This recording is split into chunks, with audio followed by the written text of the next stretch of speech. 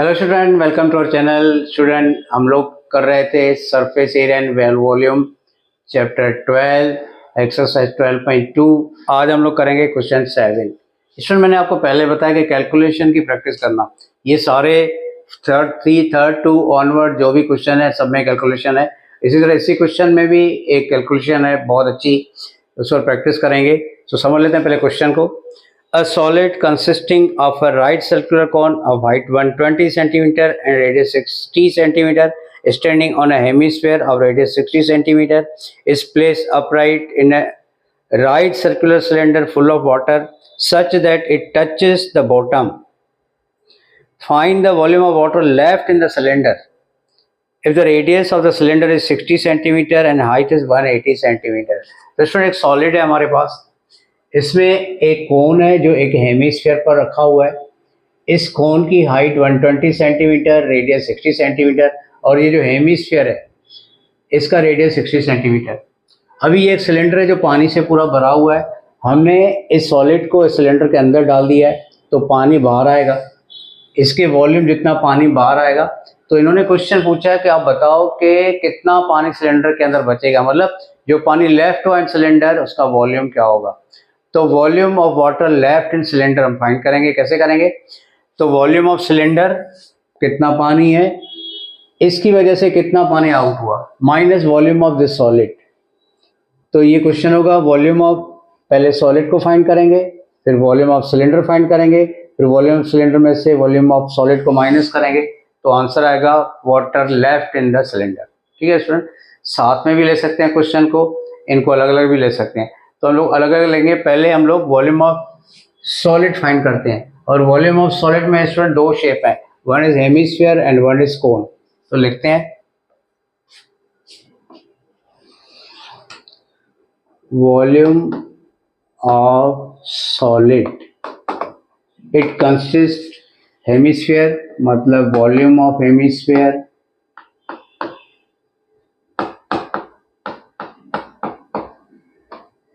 Plus volume of cone. दोनों की formula लिख लेते हैं, 2/3 pi r cube plus cone की formula 1/3 pi r square h. Students, दोनों में से 1/3 पाई आर स्क्वायर को ले लेते हैं कॉमन, तो यहाँ से 1/3 जाएगा, बचेगा 2, पाई बाहर आ गया, आर स्क्वायर तो बचेगा आर, यहाँ पर 1/3 आउट हो गया, पाई भी आउट हो गया, आर स्क्वायर भी आउट हो गया, बचेगा एच। ठीक है स्टूडेंट, ये क्वेश्चन इजी हो जाता है, कॉमन निकालते हैं तो रखते हैं 1/3 पाई को सेम रख के आगे कैरी करते हैं, आर रेडियस 60, तो 60 whole square 2 into 60 plus height is 120, तो 1/3 पाई 60 का स्क्वायर 3600, 260 या 120 प्लस 120, 3 की टेबल 1 टाइम 2 टाइम 0, तो आएगा पाई 1200। इन दोनों को प्लस करेंगे तो 240। अब स्टूडेंट इन दोनों को मल्टीप्लाई करते हैं, पाई को सेम कैरी करेंगे, 2 0 और 1 0, 3 0 रख दो पहले।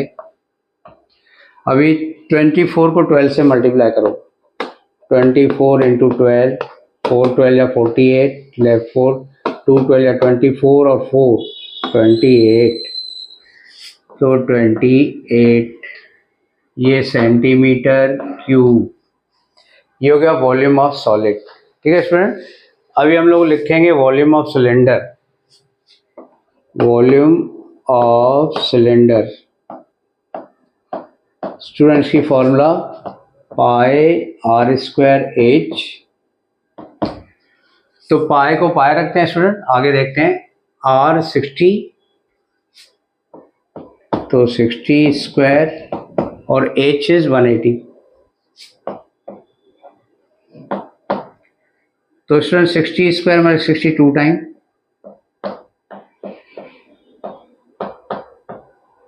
इंटू 180। अभी करते हैं मल्टीप्लाई, पाई को पाई लिखते हैं, 1 2 3 0 तो ऐसे लिख दो, 6 6 या 36, 36 इंटू 18, तो 36 इंटू 18, 6 18 या 108, 8 लेफ्ट 10, 3 18 या 54, 10 64, तो 648। ठीक है स्टूडेंट, अभी कितना पानी लेफ्ट हुआ? जैसे ये सॉलिड इस सिलेंडर में जाता है स्टूडेंट, पानी ये अपने वॉल्यूम जितने पानी को बाहर फेंकता है, तो इसका वॉल्यूम माइनस करेंगे तो आंसर आएगा water left in the cylinder. तो लिखेंगे water left in cylinder equal two cylinder की एरिया में से सॉलिड की एरिया को माइनस करते हैं। चलो मैं लिख देता हूं पाए, ठीक है, पाए को लास्ट में लिखते हैं, पहले भी लिखो कोई फर्क नहीं पड़ता। पाए 648 को 30 माइनस पाए 288 को 30। अब इसमें से वो माइनस करेंगे, फिर जो आंसर आएगा उसके साथ पाए लिखेंगे, फिर पाए की वैल्यू 3.14। देखो पाए की वैल्यू स्टूडेंट देखते हैं, पहले इन्होंने नहीं दी है तो हम 22/7 लिखेंगे आखिरी में, फिर 22 को जो सब्ट्रैक्शन का आंसर आया उसे मल्टीप्लाई करके जो आंसर आएगा उसको लिखेंगे। चलो ये आप ट्राई करो अपने ढंग से, मैं भी करता हूँ। तो स्टूडेंट माइनस करेंगे तो ये आंसर आएगा, आपका भी आया होगा। फिर पाए की वैल्यू पुट करेंगे 22/7, अभी इस नंबर को 22 से मल्टीप्लाई करेंगे तो स्टूडेंट ये आंसर आएगा 792,407 पाई की में 7 आता है, फिर 7 से स्टूडेंट हम लोगों ने डिवाइड किया तो ये आंसर आया। ये जो आंसर था ऊपर वो सेंटीमीटर क्यूब में था, और पानी लेफ्ट हो रहा तो हम लोग मीटर क्यूब में कन्वर्ट करेंगे, क्योंकि किलोलीटर या लीटर किलोलीटर बनाएंगे। तो सेंटीमीटर क्यूब को मीटर क्यूब में कन्वर्ट करने के लिए 1 2 3 4 5 6 1 को 6 0 से डिवाइड करेंगे, क्योंकि क्यूब है। 1 मीटर इक्वल टू 100 सेंटीमीटर, तो 1 m क्यूब इक्वल टू 103 बार, यानी 1 को 6 0 से डिवाइड करना पड़ेगा, तो आंसर आएगा ये। पॉइंट के बाद हम लोग 3 डिजिट तक जाते हैं, बाकी लेफ्ट कर देते हैं। अगर ये वैल्यू 5 या उससे ज़्यादा होती तो मैं इसमें एक ऐड कर देता, लेकिन 4 है तो इसको ऐसे लेफ्ट करेंगे, तो ये स्टूडेंट हमारा आंसर।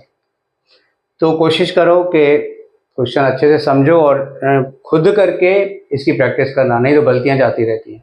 चलते हैं नेक्स्ट क्वेश्चन पर। हेलो स्टूडेंट, करते हैं question number 8। Spherical glass vessel as a cylindrical neck 8 centimetre long and 2 centimetre in diameter. तो स्टूडेंट ये स्फेरिकल ग्लास है और उसका ये नेक है जो सिलेंडर शेप है, इसका हाइट 8 सेंटीमीटर है and diameter is 2 centimetre. The diameter of the spherical part is 8.5 centimetre. तो ये इसका स्फेरिकल पार्ट है, इसका diameter 8.5 centimetre. By measuring the amount of water it holds, a child finds volume to be 345 centimeter cube. Check whether she is correct, taking the above as the inside measurement and take pi equal to 3.14. तो student एक बच्चे ने measure किया इसके अंदर जो पानी था और उसका आंसर आया था 345 सेंटीमीटर क्यूब। बोल रहा है कि आप चेक करो कि ये इसका आंसर सही है कि गलत है। तो हम लोग फाइंड करेंगे इसमें कितना पानी है, मतलब volume of water equal to volume of the spherical glass. तो स्फेरिकल ग्लास के दो पार्ट हैं, one is spherical part and one is cylindrical part. तो हमने इसका वॉल्यूम फाइंड करना है, which one is cylindrical part, and next spherical का भी वॉल्यूम फाइंड करना है। तो लिखेंगे volume of spherical glass equal to volume of cylinder plus volume of sphere.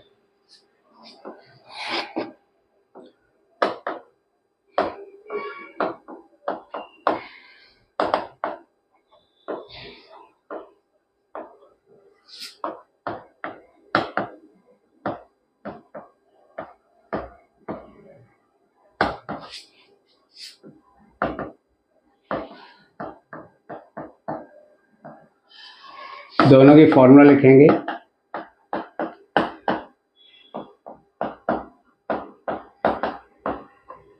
Student अभी दोनों का रेडियस अलग है तो रेडियस कॉमन नहीं निकाल सकते, तो रेडियस अलग है, इसको हम लोग करते हैं, इसको R1 कहेंगे और स्फेयर को R कहेंगे। पाए को कॉमन ले लेते हैं। अभी वैल्यू पुट करें सिलेंडर की, R1 is 1 whole square and H is 8, ये 4/3 R क्यूब। तो student diameter is 8.5, then R is upon में 2 लिखेंगे, पॉइंट निकाल के 20 लिखेंगे, तो रेडियस आएगा 85/20। तो यहाँ पर 85/20 3 बार,